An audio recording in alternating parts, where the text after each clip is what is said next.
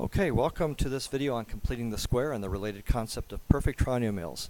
We're going to go a little bit faster here because we need to fit it all in under a time limit, and that means I'm not going to check the results except for just one time to show you how. But let's go ahead and get started. To begin with, let's answer this question. What happens if you square a binomial? Okay, if I square a binomial like x plus 3 squared, I have x plus 3 times another x plus 3, everything in here times x squared plus 3x, everything in there times 3, plus another 3x plus 9. Combining like terms, I get x squared plus 6x plus 9. So if I square a binomial, I get a trinomial, 3 terms. One x squared term, an x term, and a number term. Same thing over here. If I have 5x minus 2 times 5x minus 2, let's see, we'd have 25x squared minus 10x minus another 10x plus 4. 25x squared minus 20x plus 4, another trinomial. Okay, there's a few things to take a look at that look to be true in these cases and are true for all the cases. If we do a binomial squared, we get a trinomial, and because it came from squaring a binomial squared, where we're taking the same binomial multiplying itself, then we call this trinomial here and this trinomial a perfect trinomial. So a perfect trinomial is one that was generated by multiplying the same binomial times itself. Okay? So some things to notice about it. One is they always end with a plus sign here, and that's because we have the same number multiplied by itself. They also involve a plus sign here if the original binomial had a plus sign, and a minus sign here if the original had a minus. And then the third thing to notice is that this middle term is always double some other term that came from multiplying. The negative 20 is double a negative 10. We're going to take advantage of some of those symmetries to build a procedure. And I'm just going to state the procedure, but if you use this procedure consistently, it will work to help you determine things. Like, for example, we can use a procedure to recognize if the trinomial that we're looking at is a perfect trinomial. Okay, here's the procedure we're going to use for that. We're going to take this middle coefficient, the number that's multiplying the x, and we're just going to divide it in 2. So that would be a negative 10 in this case. And then I'm going to square that number. That would be 100. And then I'm going to compare it to the outside two coefficients, the x squared coefficient and the number coefficient multiplied. And if those two numbers multiply to the same number, then yes, this is a perfect trinomial. That's a quick way to check if we have a perfect trinomial. Okay? Let's check a few more here. So 9x squared minus 12x plus 4. Is that a perfect trinomial? Well, we'll take the negative 12 and we'll divide it in 2 and get negative 6. We'll square that and get 36, and then we'll compare that to the outside two numbers multiplied, 9 times 4. That is 36 also, so this is also a perfect trinomial. The one in the middle, if I take, try this maybe yourself. Pause the video. See if you can do this procedure really quickly for the ones on the right here, and then unpause and check. Okay, so we would, to do this procedure, we'd divide the 8 in 2 and get 4, and then we would square that number and get 16, and then we'd compare that to this 1 times 16, and sure enough that matches that 16, so that's a perfect trinomial. What that means is that these trinomials could be written as binomials squared. We're going to learn how to do that in the next screen. Okay, this one over here, cut the 4 in half to get 2, square that and get 4. Compare that to the outside numbers multiplied. 2 times 4 is 8, so that does not match. And so that means no, this one is not a perfect trinomial over here. It could be a binomial times the binomial, but it's not a binomial squared. Alright, more important than determining if something is a perfect trinomial is maybe figuring out how to write a perfect trinomial in its binomial squared form. Alright, so the way we do that is we look at the outside two numbers, two terms, and say this 25x squared, if I think of that as something squared, it's 5x being squared. The 5 squared would give me 25, and the x squared would give me the x squared. And the 4 over here is really, could be thought of as 2 being squared. And so it turns out that these numbers, the 5x and the 2, those are the left and the right components of the binomial that's being squared. Okay? And the only thing missing is whether I should put a plus or minus here. What I do is I just use that sign right there, because that always matches between the binomial and the binomial squared and the trinomial. Okay? So that's how we would write the perfect trinomial in its binomial squared form. Okay? In fact, you could almost do this with a shorthand. You could just go right to it and say something squared. I just know that this thing is going to be the square root of that, so 5x. And this thing is going to be the square root of that, and just copy the negative sign down. So even less writing. Okay, let's do another one. Write this perfect trinomial in binomial squared form. Try this on your own. We'll divide by 2. Oh, no, wait. We will write the left term as 3x squared. Write the 1 as 1 squared, which means I need a 3x and a 1 in my binomial, and I'll copy the plus sign. Okay.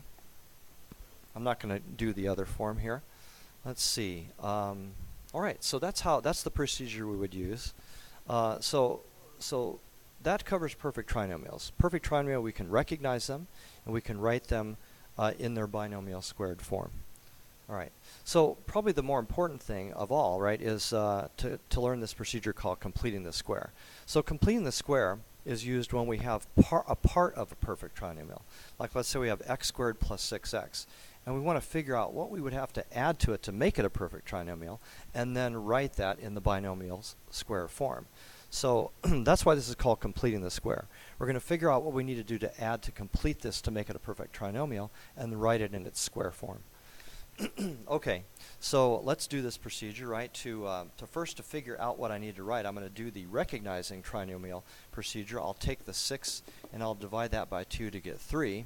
And I'll square it, and that's a 9. And then I know that the two outside numbers have to multiply to be a 9. So I already have a 1 on this side. That means I need a 9 over here, so that 9 times 1 is a perfect trinomial. Okay, let me write that again. I have x squared plus 6x plus 9. Now I can use the second procedure to write this perfect trinomial as a binomial squared. This x squared is x being squared, and the 9 is 3 being squared. So the binomial should have an x and a 3 in it, and a plus sign. That procedure is called completing the square. Okay, now there is a way to do this with substantially less writing. You can say, okay, I know I'm going to augment this to make it a perfect trinomial, and at the end I'm going to get a binomial squared. So what you can do first of all is know that this left thing is this, the square, that x square root, so it's going to be just x instead of x squared. Then what you can do is you can take this number, which is a 6, and just divide it by 2 to get the number that you write here, including the sign, plus 3. And then you can take the 3 and square that number, and that tells you what you had to augment the original expression by to make it a perfect trinomial. So that's the same steps as this longer procedure on the left with just much less writing. So I'd recommend doing it the left way until you're comfortable with it, and then at least if you have just an x squared at the beginning, you can switch to doing it on the way on the right. Let's take another look at one. Here's another one. I'm going to do it the long way. Divide this by 2 to get a negative 3, square that to get a 9, and force the trinomial's outside numbers to multiply to that 9. Since I have a 1, I need a 9. Now that I have the perfect trinomial x squared minus 6x plus 9, I can think of that as an x squared over here and a 3 squared over here, so the binomial must be x and 3, and then I'll copy that negative in there to make the perfect square. The less writing version of the procedure would be leave a space, copy the x down, take the negative 6 and cut it in half to get a negative 3, and then take that negative 3 and square it to get the 9. Okay. I'm going to skip that one. Let's do this one. What do I do if I have a leading number like a 4? I'm going to do the longer procedure. This is where the longer procedure really shines. If you cut this number in half, you get negative 6, and if you square it, you get 36. The two outside numbers need to multiply to give me that 36. Well, I already have 4, and that means 4 times something has to give me 36. That's how I determine that we have to add a positive 9 out there. And then once I have the positive 9, now that I have 4x squared minus 12x plus 9, I can think of the 4x squared as 2x being squared and the 9 as 3 being squared, and that tells me that the left and right portions of the binomial squared are 2x and 3, and then I can copy the negative. In fact, this is the procedure that I always use if I have something other than a 1, just an x squared. So I actually would not do a shorter procedure for that. I would just use this longer procedure. And so that ends up being 2x minus 3, and then that binomial is squared.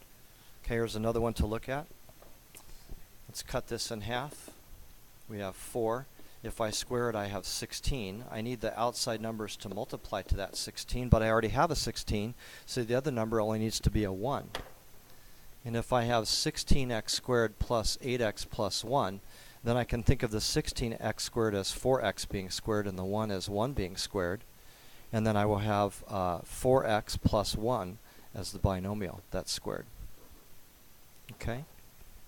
See if I can squeeze one more in. We might run out of time here. What if I had this? Well, if I take negative 1 and divide it by 2, I'd get negative 1/2.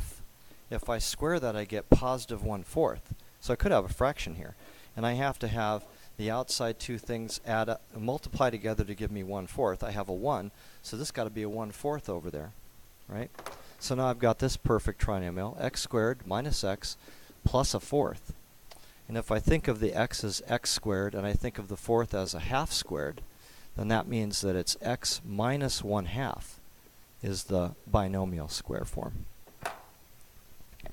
Okay, that is the summary that I would do for both recognizing perfect trinomials and completing the square procedure. We'll use the completing the square procedure in some other videos when we're solving quadratic equations.